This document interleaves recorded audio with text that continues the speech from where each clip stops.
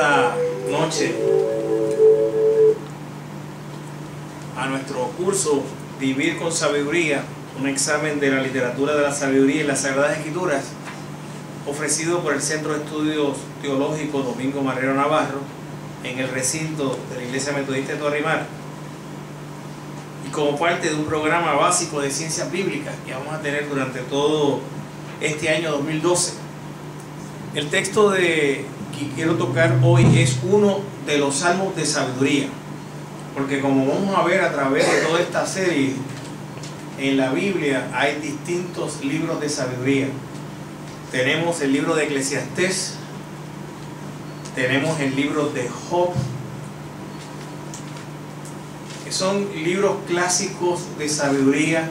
Tenemos el libro de Proverbios, que hoy vamos a examinar cuidadosamente. Tenemos salmos de sabiduría, y vamos a ver algunos de los salmos de sabiduría en los devocionales que vamos a tener durante todo este mes de marzo. Tenemos también el texto de Habacuc 3, que es la oración de Habacuc, que es un texto de sabiduría. Vamos a explorar el Evangelio según San Juan, que es un evangelio que contiene una comprensión de Cristo, una cristología sapiencial. Es el único evangelio que menciona sus famosos 7 yo soy, que no aparecen en ningún otro sitio. Tenemos también, como parte de la literatura de la sabiduría en el Nuevo Testamento, la epístola de Santiago. Una epístola que Martín Lutero dijo que era de paja, que si fuera por él estaría fuera del canon de la Biblia. Pero cuando veamos por encima esa epístola, nos vamos a percatar que es una epístola preñada de sabiduría. El Sermón del Monte, primero de 5 grandes discursos en el Evangelio según San Mateo, es un discurso de sabiduría. Tenemos porciones de sabiduría en la carta a los Efesios. Por lo tanto, tenemos un panorama amplio en la Escritura, en el Antiguo y el Nuevo Testamento, sin mencionar la literatura intertestamentaria, deuterocanónica o pseudoepigráfica, que está entre el último libro del Antiguo Testamento y el primer libro del Nuevo Testamento, que están en las tradiciones católicas, como es la sabiduría de Salomón, como es el llamado eclesiástico, como es Cuarto de Macabeo, y algunos otros libros más, para que también tengamos un atisbo de esa otra literatura que también se le considera sapiencial. Pero a mí me gustaría hoy brevemente hacer una pequeña análisis del texto del Salmo 90, que es un salmo de sabiduría. Y hemos dicho que para esta experiencia vamos a utilizar 2 versiones de la Biblia. Vamos a utilizar la versión católica llamada Biblia del Peregrino, de Luis Alonso Choquel. Esa Biblia, en la versión grande, está cerca de los $18-19, y la versión corta quizás está en los 13. Esta es la corta, esta es la grande. Tradición católica. Obviamente tiene toda la literatura intertestamentaria que no tenemos las protestantes, pero también tengo la protestante, Dios habla hoy. La tengo aquí frente a mí, Dios habla hoy. Biblia de estudio, nueva versión internacional, pero vale $44. Y como vale $44, le quiero dar las opciones. Moisés me mandó por internet, Moisés Rosado, el director del SET, me mandó Luis Alonso Choquel en internet gratis, pero es del Nuevo Testamento. No conseguí la del Antiguo Testamento porque yo necesito las dos. Así es que por internet podemos bajar Luis Alonso Choquel, Biblia del Peregrino, del Nuevo Testamento. Es cuestión de que me dejen ustedes sus correos electrónicos y yo se los envío para que tengan el enlace. Pero me gustaría que alguien de ustedes me leyera este texto de el Salmo 90 y que me lo leyera si es posible, en la nueva versión internacional. No sé quién tiene la nueva versión internacional aquí. ¿Tú la tienes? Pues voy a pedirle a Rosestel que nos lea esa porción. Salmo 90, oración de Moisés, hombre de Dios. Señor, tú has sido nuestro refugio, generación tras generación. Desde antes que nacieran los montes y que crearas la tierra y el mundo, desde los tiempos antiguos y hasta los tiempos postreros, tú eres Dios. Tú haces que los hombres vuelvan al polvo cuando dices, vuélvanse al polvo mortales. 1000 años para ti son como el día de ayer que ya pasó. Son como unas cuantas horas de la noche. Arrasas a los mortales. Son como un sueño. Nacen por la mañana como la hierba, que al amanecer brota, lozana, y por la noche ya está marchita y seca. Tu ira en verdad nos consume, tu indignación nos aterra. Ante ti has puesto nuestras iniquidades a la luz de tu presencia, nuestros pecados secretos. Por causa de tu ira se nos va la vida entera. Se esfuman nuestros años como un suspiro. Algunos llegamos hasta los 70 años, quizás alcancemos hasta los 80, si las fuerzas nos acompañan. Tantos años de vida, sin embargo, solo traen pesadas cargas y calamidades. Pronto pasan y con ellos pasamos nosotros. ¿Quién puede comprender el furor de tu enojo? Tu ira es tan grande como el temor que se te dé. Enséñanos a encontrar bien nuestros días. Enséñanos a contar bien nuestros días, para que nuestro corazón adquiera sabiduría. ¿Cuándo, Señor, te volverás hacia nosotros? Compadécete ya de tus siervos. Sácianos de tu amor por la mañana, y toda nuestra vida cantaremos de alegría. Días y años nos has afligido, nos has hecho sufrir. Devuélvenos ahora ese tiempo en alegría. Sean manifiestas tus obras a tus siervos y tu esplendor a sus descendientes. Que el favor del Señor nuestro Dios esté sobre nosotros. Confirma en nosotros la obra de nuestras manos. Sí, confirma la obra de nuestras manos. Amén. Amén. Solamente voy a hacer 2 comentarios de este Salmo 90, un salmo sapiencial. Primero, que es una meditación sobre el tiempo, donde el salmista habla de lo frágil que es el ser humano ante lo inexorable del tiempo. Y la vulnerabilidad que es el ser humano en ese caminar por la vida. Una visión hasta cierto punto pesimista. Pero en medio de esa visión, de esa reflexión del tiempo, es interesante cómo el salmista inserta ese verso número 12. Señor, enséñanos a contar bien nuestros días para que nuestro corazón adquiera sabiduría. Es decir, que tomamos conciencia del momento, del instante, del presente, del aquí y del ahora. Nosotros muchas veces vivimos entre el ajoro de lo que tenemos que hacer ahorita, mañana, pasado mañana, o las angustias de lo que debimos haber hecho y no hicimos, o de las situaciones adversas que hemos tenido que vivir en el pasado. Y entonces estamos como el jamón del sándwich entre esos dos extremos, y entonces la vida se nos pierde en el presente, como se puede perder el agua que se deposita en nuestras manos cuando la mantenemos mucho tiempo y se escapa por las rendijas que surge entre los dedos de la mano. Y entonces el salmista dice, mira, no te quedes pegado mirando el pasado, ni te quedes pegado mirando el futuro. Vive el presente, métete en el aquí y en el ahora.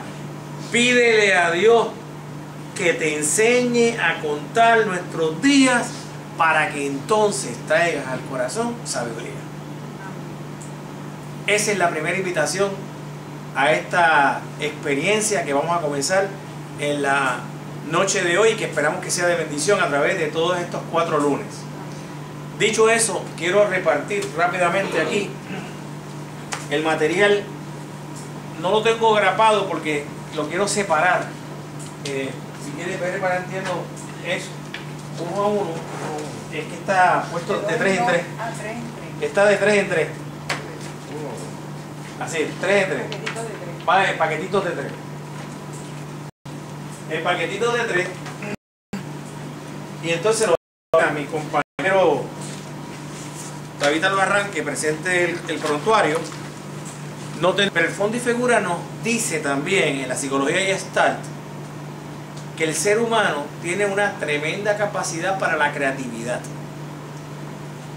Mientras más capaces seamos de cambiar el fondo del blanco por el negro o del negro por el blanco, más capaces somos de ser creativos. En psicoterapia le dicen pensamiento divergente. Ahora, ¿por qué estoy diciendo todo esto? Bueno, porque yo creo que la sabiduría de Dios hace que nos conectemos con el Señor. Y el Señor quiere desatar en nosotros la creatividad para enfrentar la vida con sus complejidades y con sus problemas. Donde la gente que hoy no ve solución, que dice que no hay solución, la luz de Cristo me ayude con principios como el del fondo y la figura a yo cambiar mi comprensión de las cosas, y donde antes había un problema, ahora hay una solución. ¿Estamos claros en eso? O sea, este principio de percepción nos invita a ponderar el valor extraordinario de la creatividad. Y una percepción creativa es una percepción preparada para solucionar de forma efectiva problemas.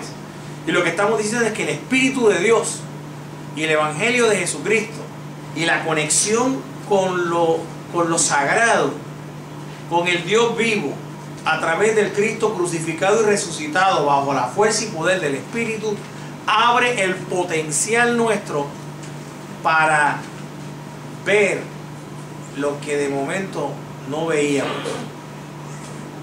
para comprender lo que de momento no entendíamos. Así que ese es el propósito del ejercicio. Ahora bien, es un material que está tomado de lo que se llama el enfoque narrativo en la psicoterapia y el vivir con sabiduría.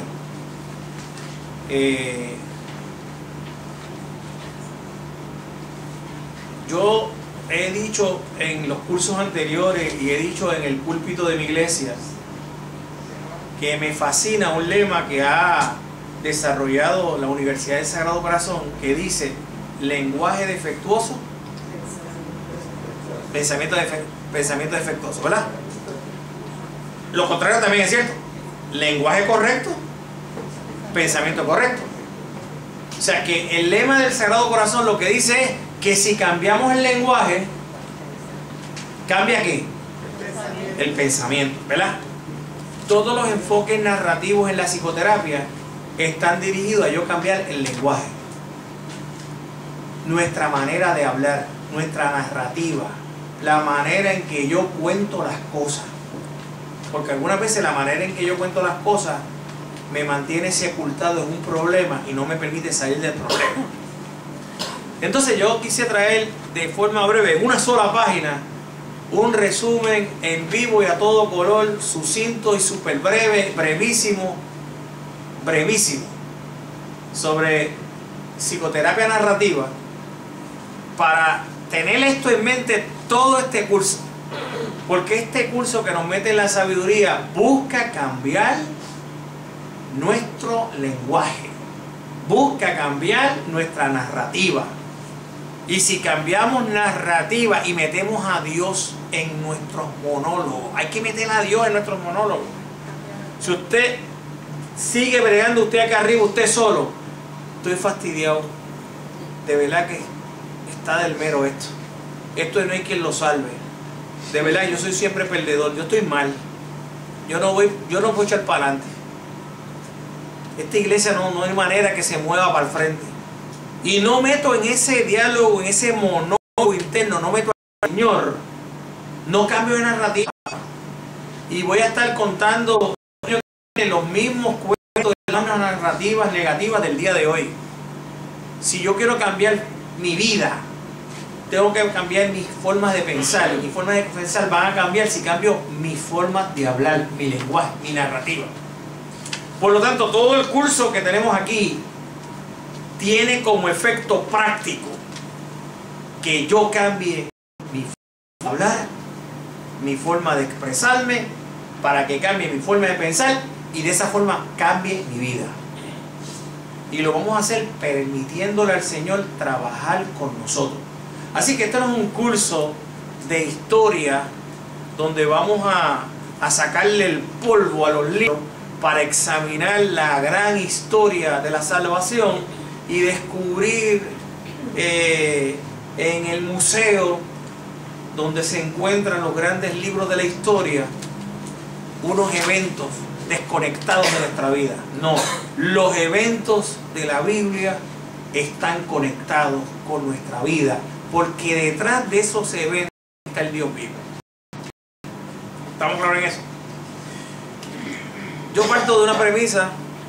Me pueden interrumpir, ¿sabes? Todos me pueden interrumpir aquí. No quiero hablar sin que me interrumpan. Antes de entrar al texto, a ese pasaje le repartí. Parto de este texto, de esta visión que yo tengo, de estos enfoques narrativos, de que el lenguaje humano es siempre un lenguaje limitado. El lenguaje humano es limitado. Limitado. Sí. El lenguaje humano nunca es exhaustivo. O sea, mi descripción de las cosas nunca es perfecta. Yo me aproximo, trato de hacerlo más. Y yo soy, con eso del lenguaje, yo soy un purista del lenguaje. Cada domingo me tengo que trepar al púlpito tratando de desgranar el texto lo más preciso que puedo. Pero estoy consciente de las limitaciones que tiene el lenguaje humano. Pero lo mismo le pasa al texto sagrado. El texto sagrado, por más que quiera comunicarnos unas cosas a nosotros, tiene unos límites. Por lo tanto, el texto sagrado tiene los límites, yo tengo los míos. Y entre el texto sagrado y yo está el Espíritu de Dios, que me hace día a día ver cómo yo le doy un lenguaje nuevo y una lectura nueva al mismo texto que he tenido. Le llaman, allá en el seminario le llaman una polisemia. El texto tiene una polisemia, tiene una multiplicidad de significado. O sea, todo texto tiene mucho significado. Por eso siempre me fascina esa frase del autor de Lamentaciones que dice: el amor del Señor no tiene fin, nuevas son cada mañana tus misericordias, qué grande es tu fidelidad. ¿Estamos claros en eso? Así que la escritura que usted, si ese texto el pastor lo utilizó el año pasado, como si el texto fuera fijo, como si el texto no tuviera una vida en sí mismo, como que la limitación del lenguaje es paradójicamente la grandeza del lenguaje, porque cuando vuelvo a leer le encuentro nuevos significados al texto. Y mi comprensión del texto tiene nuevos lenguajes para entenderlo, porque detrás de todo está el Espíritu de Dios trabajando conmigo y con el texto. ¿Claro hasta aquí? Bueno, vamos a leer esto. Lo voy a leer directo para no perderlo. Las narraciones acompañan a los seres humanos tan íntimamente como la sombra persigue al propio cuerpo. Los bebés hablan los niños hablan, ustedes hablan y nosotros hablamos. Y aún la gente que es muda habla. Habla. El poder del relato es universal. Cuando somos niños, leemos cuentos. O nos leen cuentos. Cuando somos adultos, vemos series de televisión. O vamos al cine. En cualquier tiempo escuchamos narraciones de vidas ajenas y narramos las de nosotros. ¿Estamos claros en eso?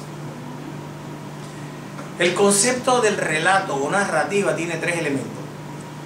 Un acontecimiento externo, vivido desde la experiencia mía interna y entrelazado mediante una secuencia temporal que incorpora ambas con el objeto de conseguir formas alternativas de acción de conciencia.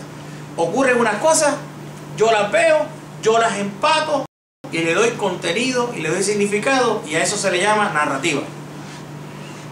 Se me quedó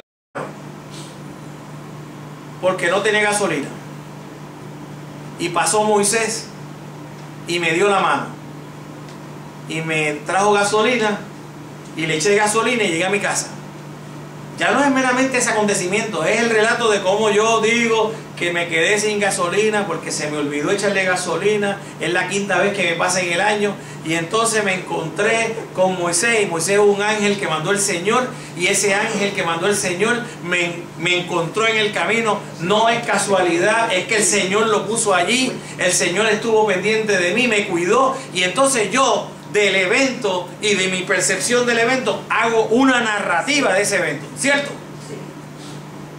Pero eso ocurre para cosas lindas y para cosas que no son lindas, y nos quedamos pegados cuando las cosas son negativas. Quedamos pegados con el trauma que tuvimos y entonces lo contamos, y si viene el hermano Florentino se lo cuento a él, y mira lo que me ha pasado y me asaltaron en tal sitio y me hicieron esto, y entonces lo mismo ocurre positiva o negativamente. Las narrativas, por lo tanto, son eventos ligados en secuencia a través del tiempo de acuerdo a un tema. En el caso mío del carro, la providencia de Dios a través de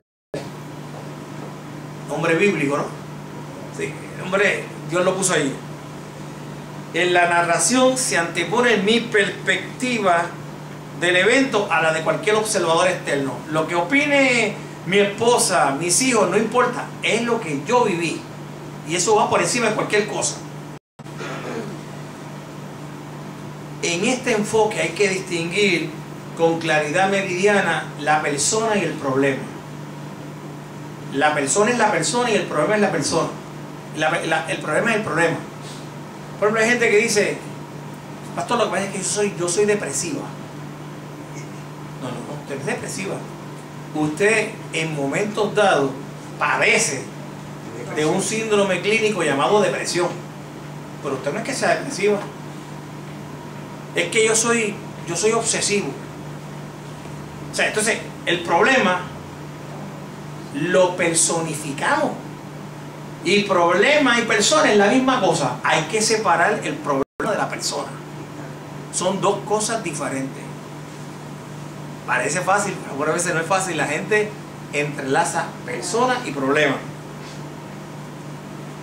Todos los seres humanos buscamos maneras de explicar los sucesos que nos ocurren y tratar de darle sentido a los mismos. Este sentido siempre toma la forma de una narrativa. Los problemas son historias o narrativas dominantes en la vida de un ser humano.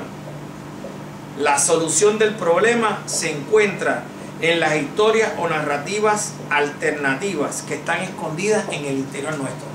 Por lo tanto, en los enfoques de terapia narrativa se hace una distinción entre la narrativa dominante que me abruma con el problema y la narrativa alternativa, que son esas otras narrativas que hablan de soluciones que yo he tenido en el pasado pero que yo no me acuerdo de, porque estoy tan abrumado con el problema que la narrativa del problema gigantesco que yo tengo es tan grande y tan grande y tan grande que se me olvida que en la vida yo he tenido otros problemas y los he resuelto.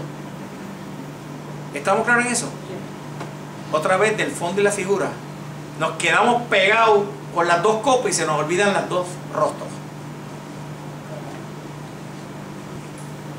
Todos nosotros tenemos habilidades, competencias, convicciones, valores, compromisos y capacidades que nos pueden ayudar a reducir la influencia que tiene un problema en la vida. Es decir, la narrativa dominante que me aguijonea con un problema. Todos tenemos potencial de cambiar esa narrativa del problema por una narrativa de la solución.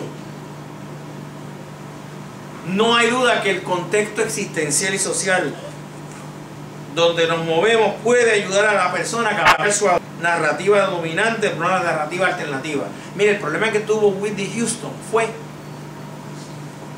que Whitney Houston no pudo moverse del contexto vital en que estaba y no pudo cambiar su lenguaje, su narrativa, porque el contexto donde estaba era una teoría del caos. Había un ambiente que facilitaba la destrucción, amigos, pareja, dinero, medicamentos, droga. Y si no desarticulamos ese contexto, no hay voluntad para cambiar. Así que algunas veces nosotros, para poder cambiar narrativa, tenemos que cambiarnos de ambiente.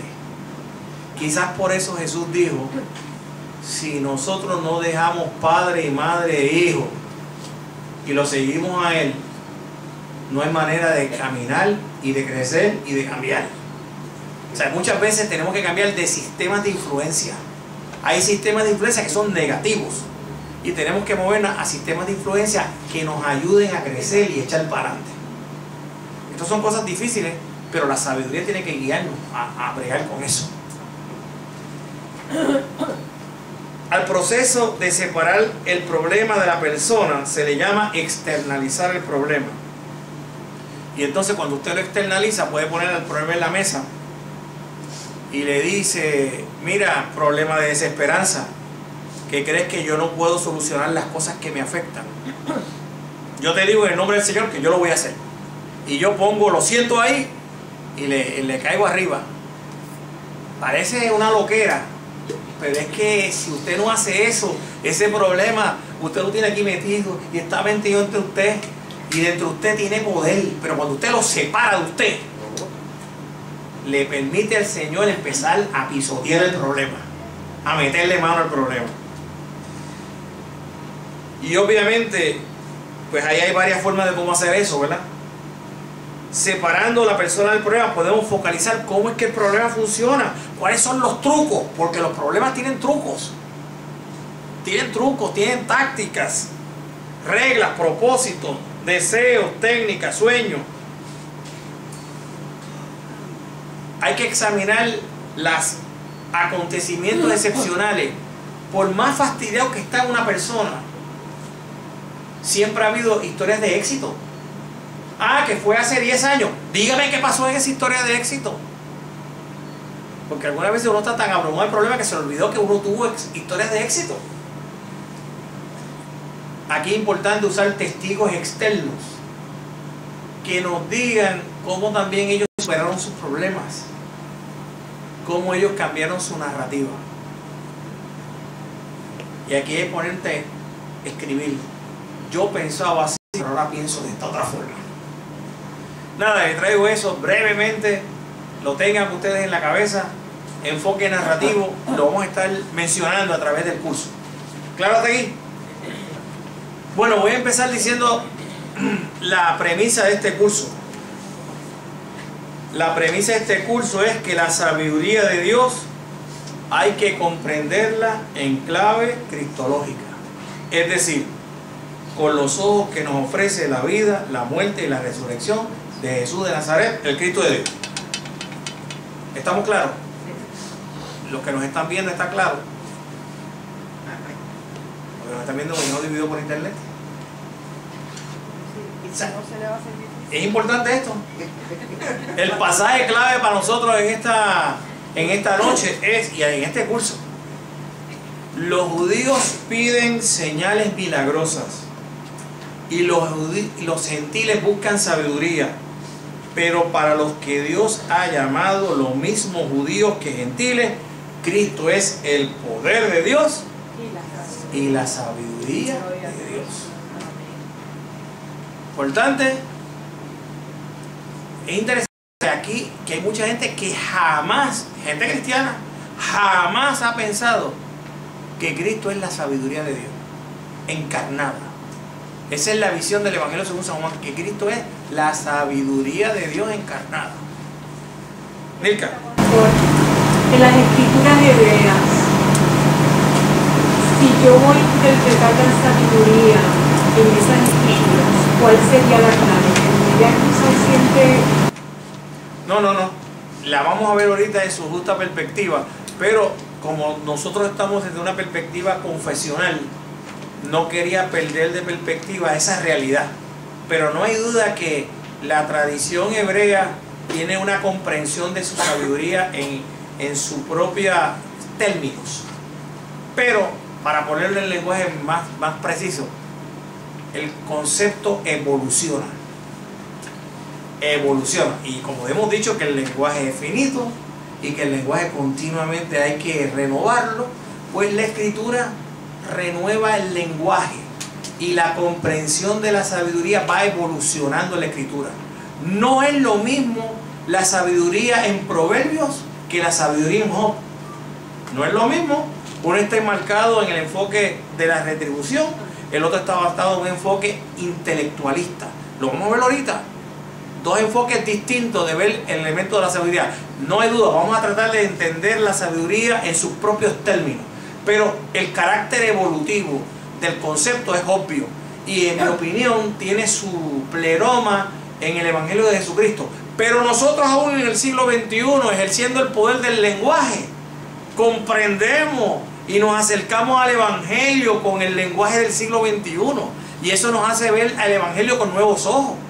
Y el Espíritu de Dios utiliza nuestra narrativa y nuestra comunicación para comprender en términos nuevos ese Evangelio de Jesucristo y el reino de Dios. Pero eso lo vamos a ver a través del curso. De momento, el pasaje clave es el que acabo de señalar, 1 Corintios 1, 22 al 24, y lo leí en la Nueva Versión Internacional. El próximo slide dice lo que buscamos. Es otra forma de decir nuestros objetivos. Para usar el lenguaje pedagógico, nuestros objetivos del curso. Son 3 objetivos. ¿Alguien que lo quiera leer? ¿Esos 3 objetivos? ¿Sí? ¿Sí? Explorar cómo el término sabiduría ha evolucionado a través de la historia de la salvación que nos presentan las Sagradas Escrituras. Descubrir para este nuevo tiempo el significado de vivir con sabiduría. Integrar lo aprendido a nuestra vida diaria y desarrollar un estilo de vivir lleno de la sabiduría de Dios. 3 sencillos objetivos. Si logro el 50%, estoy feliz. Espero lograr el 100%. Explorar cómo ese concepto de la sabiduría ha evolucionado a través de la historia de la salvación que nos presenta la Sagrada Escritura. Descubrir para nuestro nuevo tiempo el significado de vivir con sabiduría. Integrar lo aprendido a nuestra vida diaria. El temario ahí está. Hoy vamos a abrir el curso. Estamos en la introducción. Vamos a tocar el libro de Proverbios. Tengo ejercicio del libro de Proverbios que les va a gustar un montón porque vamos a aterrizar, vamos a meternos en los textos bíblicos. Yo espero que hayan traído Biblia. El lunes que viene es el libro de Job y el del Eclesiastés. Son libros duros. Esos 2 libros son libros duros, difíciles. Vanidad de vanidades, todo es vanidad. Son libros, los 2 libros esos del próximo lunes, venga temprano, porque nos vamos a meter en lo que Dionisio el Areopagita en el siglo IV llamó la teología mística. Y alguien allá en el norte de Europa le llamó la nube de lo desconocido. Y San Juan de la Cruz le llamó la noche oscura del alma. Vamos a meternos en esa temática, sobre todo en el libro de Job, el lunes que viene. Y el próximo lunes, el 19, nos vamos a meter en la sabiduría en las escrituras cristianas, entiéndase el Nuevo Testamento, y vamos a tomar el Evangelio según San Juan. Voy a explorar los 7 yo soy del Evangelio según San Juan, el Sermón del Monte, primero de 5 discursos en ese Pentateuco que se llama Mateo, y el libro de Santiago. Ese libro de Santiago se lo debo a David Albarrán, que me hizo el comentario, y en la revisión de literatura que hice, sí, sapiencial. Así que David, gracias por tu iluminación. Los libros de texto sencillos: Biblia del Peregrino, de Luis Alonso Choquel, ya fallecido Luis Alonso Choquel, teólogo, erudito, exégeta vasco, del País Vasco, un erudito, un monstruo. El mejor comentario del planeta Tierra del libro de Job lo escribió Luis Alonso Choquel, un conocedor de las lenguas, del lenguaje bíblico de primer orden, católico, romano. Y vamos a leer, a tener también la Biblia de Estudio, Nueva Versión Internacional, muy buena, excelente. Sondervan la trabajó. Hoy por hoy va ganando mucha fuerza en las iglesias, la versión internacional, sobre todo en las iglesias protestantes, ganando mucha fuerza la Nueva Versión Internacional. ¿Por qué? Porque son dos colecciones de escritos de la Biblia que han hecho uso de los manuscritos más recientes, y tenemos varios miles. Del Nuevo Testamento tenemos más de 4000, y han tenido en sus mentes todos esos comentarios del Antiguo y del Nuevo Testamento, y por lo tanto es mucho más preciso el lenguaje que se tiene con respecto a la escritura, es mucho más preciso a la traducción. Bueno, está la etimología de la palabra sabiduría. Les invito a que en los 3 documentos que les repartí, ¿recuerdan 3 documentos? Busquen el que le sigue, el segundo, que dice introducción. ¿Vieron introducción? Ok, fíjense que les digo que la palabra sabiduría viene del hebreo hokma, que significa sensatez, y la sensatez se contrapone a la necedad, no a la ignorancia. O usted es necio o usted es sabio, o usted es necio o usted es sensato. No es que sea opuesto a la ignorancia. Yo lo digo porque algunas veces en grupos de terapia yo les he llevado esta oración de la serenidad: Señor, concédeme la serenidad. ¿Se acuerdan? Y entonces al final dice sabiduría para reconocer la diferencia. Y cuando le pregunto a los pacientes que me digan que ellos entienden por sabiduría, me dicen inteligencia. Chévere. Cuando le digo ¿qué es lo opuesto a la sabiduría? Y terminan diciendo que lo opuesto es eso mismo que pensó José Félix: brutalidad. Sí, todo el mundo piensa eso, o sea, brutalidad, ignorancia. Pero lo opuesto a la sabiduría es la necedad. Uno es necio. ¿Ok? José Félix. El concepto de necedad está sujeto a tener conocimiento, ¿verdad? Sí. Que para no ser necio es porque uno conociendo. Exactamente, exactamente. No es por ignorancia. No, es por terquedad. Exactamente, otra forma de decirlo. Sí, es verdad, totalmente. Muy purista el lenguaje, seguro que sí. Otro punto más. También este texto, sabiduría, viene del griego sofía, que significa saber. Es un saber basado en la experiencia. Recuérdense, en las versiones del Antiguo Testamento en griego se llama Septuaginta. El término que se utiliza es sofía. En las versiones hebreas del Antiguo Testamento, llamada Biblia hebrea, se utiliza hokma. Así que es sofía en el griego, hokma en el hebreo. Pero lo que más llama la atención es que ambos términos son de género femenino. Increíblemente importante, de género femenino. Y por lo tanto implican, llevan en sí ideas como vulnerabilidad, fragilidad, receptividad, sensibilidad y humildad. Importante porque es increíble que en las tradiciones hebreas que se remontan al siglo X en Salomón y llegan hasta el siglo IV después del exilio babilónico, es interesante que la palabra que utilice el texto es una palabra identificada con el género femenino. Porque ustedes saben que en una cultura patriarcal, como fue la cultura de la Biblia, el hombre es el rey y la mujer no vale nada, es no persona. Entonces tomar cualidades femeninas para referirse a algo tan importante como la sabiduría, como vamos a ver esta noche, llama mucho la atención.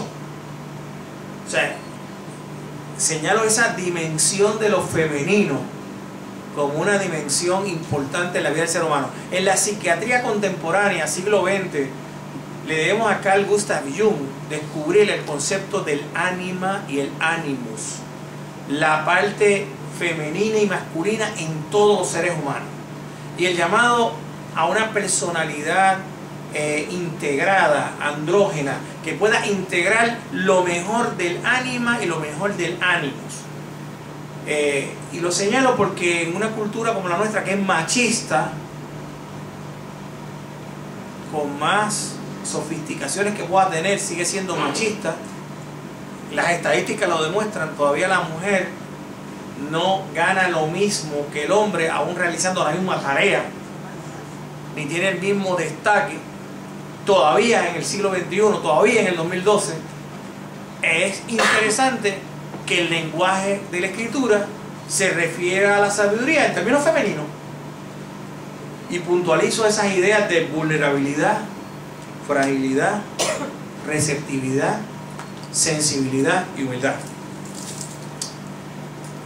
Características de la sabiduría en las escrituras de Israel. Esta es una perspectiva importante porque cuando vayamos a analizar Proverbios, Eclesiastés, Job y los Salmos, tenemos que tener en mente estos elementos.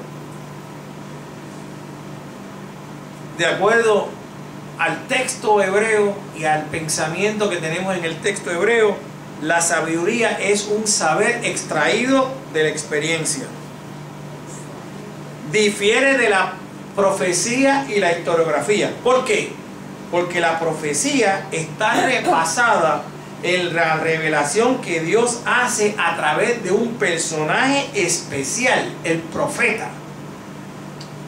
Y la historiografía, como son los libros de Deuteronomio, Primera y Segunda de Reyes, Primera y Segunda de Samuel, es el recuerdo de los acontecimientos pasados. El Pentateuco está montado sobre eso, historiografía. La literatura de la sabiduría que tenemos en el Antiguo Testamento es universal, porque recoge la experiencia acumulada por generaciones y generaciones dentro de Israel y fuera de Israel.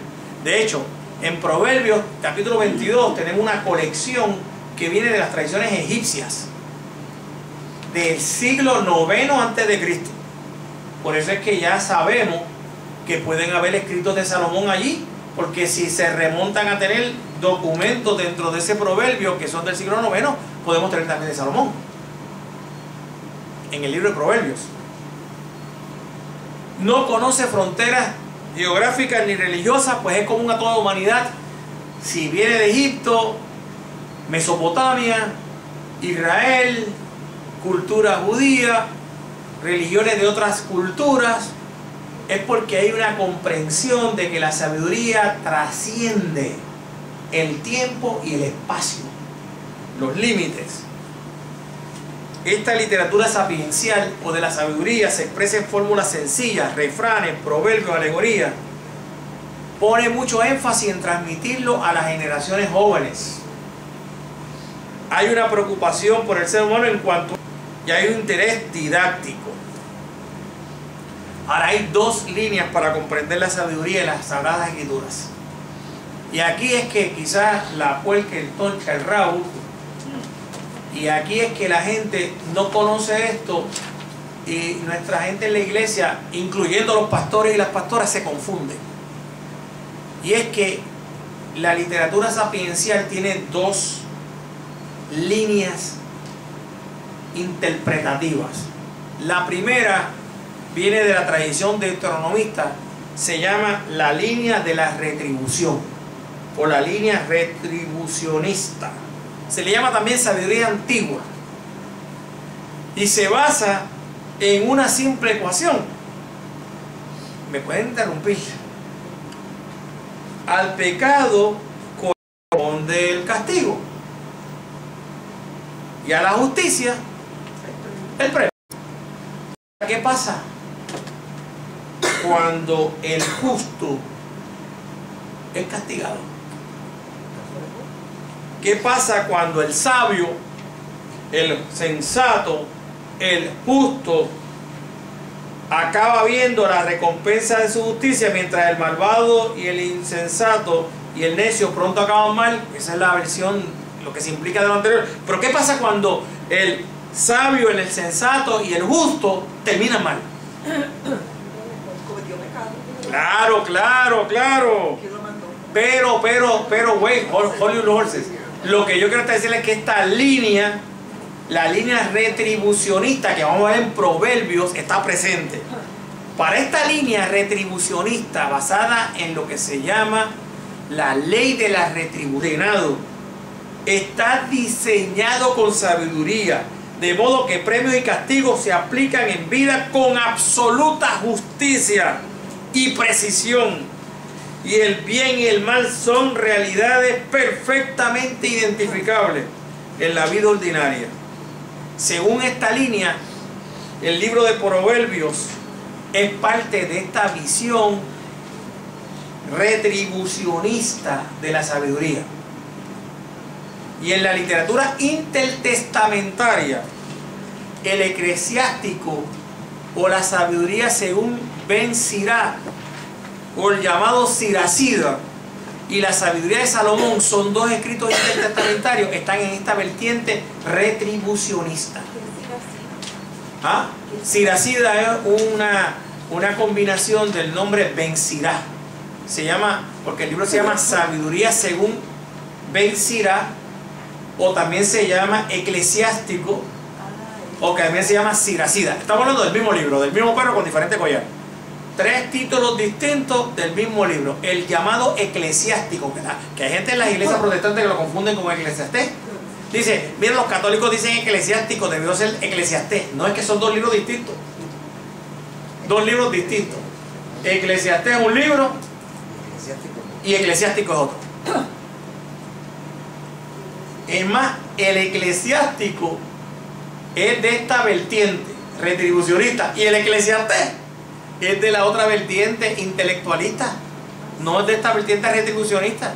Es un existencialista pesimista. Lo vamos a ver mañana, el otro lunes. Ok.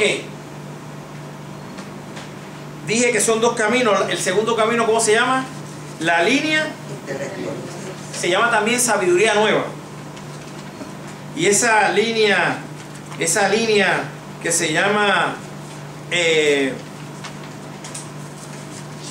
intelectualista o sabiduría nueva, parte de la experiencia de que no siempre se cumple que el justo reciba recompensa mientras que el malvado reciba castigo. Usted tiene un rabino como Harold Kushner, escribió When Bad Things Happen to Good People. Pues ¿qué es lo que hace Harold Kushner? Dice, todos mis colegas rabinos, todos mis colegas judíos montados en la visión retribucionista de la sabiduría, yo les recuerdo que hay otra vertiente, la intelectualista, y me voy a montar en esa para interpretar la muerte de mi hijo y la muerte de seres queridos que gente justa haya experimentado. Harold Kushner, When Bad Thing Happens to Good People. En la vida diaria hay muchos justos que sufren sin que su sufrimiento parezca tener fin.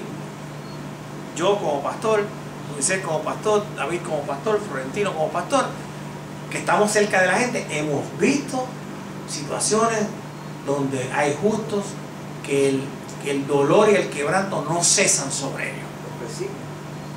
Los persiguen, ¿sí? ¿Sí? Frente a la concepción del mundo que sustenta la línea retribucionista, esta línea intelectualista reflexiona sobre el absurdo de una existencia igual para malos y buenos. Ese es el caso de Eclesiastés. Por eso es que Eclesiastés dice vanidad de vanidades, todo es vanidad. En otras versiones dice ilusión de ilusiones, todo es ilusión. Porque es una visión que quiere cuestionar la realidad de la vida ante las visiones retribucionistas. De esta forma surge el grito lacerante del justo que sufre, ese Job, y la reflexión en voz de quien intenta sobreponerse al absurdo de la existencia, ese es Eclesiastés. Por lo tanto, tenemos en Eclesiastés Cogelet. Cogelet es el término hebreo que significa el que arguye, el que le dicen el predicador, pero de verdad es una mala traducción. La mejor traducción, según toda la erudición que he consultado, es que Cogelet es el que arguye, el que discute, el que no cesa de cuestionar cómo es posible que estas cosas pasen. Y lo vamos a ver en el libro de Job. Ahora, yo termino en esa hoja que les entregué con un comentario que dice: aunque se les haya clasificado como sabiduría antigua, línea retribucionista, y sabiduría nueva, línea intelectualista, en realidad ambas conviven la una con la otra y en el fondo son complementarias. ¿Por qué? Bueno, porque si Dios me dice a mí, no te tires por ese risco, porque el que se tire se fastidia, pues hermano, yo no me voy a tirar. O usted va a meterse mira, como esto les pasa a cualquiera, vamos a tirarnos, que a lo mejor tú sales bien y yo salgo mal, o yo salgo bien y tú sales mal. No, tampoco así. O sea, la línea retribucionista tiene su valor. El problema es cuando la absolutizamos. Y otra vez volvemos a la cuestión del lenguaje. Nos olvidamos que el lenguaje es limitado. O sea, esta aclaración de estas dos vertientes, la vertiente retribucionista e intelectualista, nos recuerda que el todo siempre es más que la suma de las partes. No sé si me están captando. Bueno, seguimos. Vamos al libro de Proverbios. En el próximo documento que ustedes tienen, es el último, el tercer papel, dice el libro de los Proverbios. ¿Lo vieron? Estamos entrando en calor ya, porque ahora viene la parte importante, la parte final de esta noche, donde ustedes van a tener que trabajar 4 textos de Proverbios.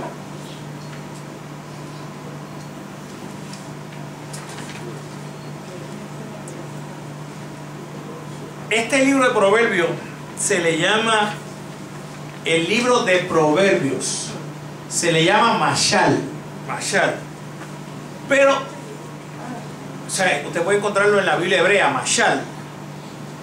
Pero la palabra Mashal, el Antiguo Testamento la traduce de varias formas. Si usted va a Isaías 14:4, es sátira. Si va a Números 23, al 7 y al 18, es oráculo. Y si va a Ezequiel 17:12, es parábola. Por lo tanto, su significado es considerablemente más amplio que el término en español proverbio. Así que Mashal, que es el singular de proverbio, no sin la S, el libro de Proverbio, pues lo que estoy señalando es que Mashal, aunque se traduce también como proverbio, tiene otras connotaciones en la traducción en el hebreo, como oráculo, sátira y parábola. Ahora, el otro término, Meshalim. O sea, esos son dos términos clave. Mashal, el singular de proverbio. Meshalim es el plural de proverbio. Proverbios. Meshalim, proverbios, acoge todo ese conjunto de colecciones, enigmas, sentencias, aforismos, refranes, adagios e instrucciones de carácter ético y moralizante, a través de los cuales se transmite una sabiduría popular acumulada durante siglos. Por eso se le llama Meshalim, proverbios. Así que Mashal, Meshalim. Ahora, el equivalente en el siglo XXI, el refranero popular. Por eso yo les voy a poner como asignación para la próxima clase del lunes que ustedes me traigan todos los refranes populares que ustedes, del pueblo, que ustedes conocen. ¿Como cuáles? Perro que ladra, pocas palabras bastan. O sea, tráigame el refranero popular. Palabras necias. Exactamente. Sí. Oye, a mí se me quedó, ¿verdad? Voy muy rápido, pero déme ir para atrás, en la página esta 2 del PowerPoint, hay una parte que dice puntos clave. ¿Vieron eso? Puntos clave. Sí, ¿vieron? En la parte de arriba de la página 2, en el PowerPoint, en el handout, el primer cuadrito. Se recuerda que puse revelación. ¿Sabes que la palabra revelación en griego es apocalipsis? Apocalipsis. La fe cristiana, la fe judía, la fe musulmana se consideran religiones reveladas. Es decir, en ambas religiones, cristianismo, judaísmo y musulmán, en estas tres religiones, el Islam, el cristianismo, el judaísmo, se consideran religiones de revelación. Dios se da a conocer. Y por cuanto se da a conocer, ustedes y yo lo conocemos. ¿Estamos de acuerdo con eso? Porque revelación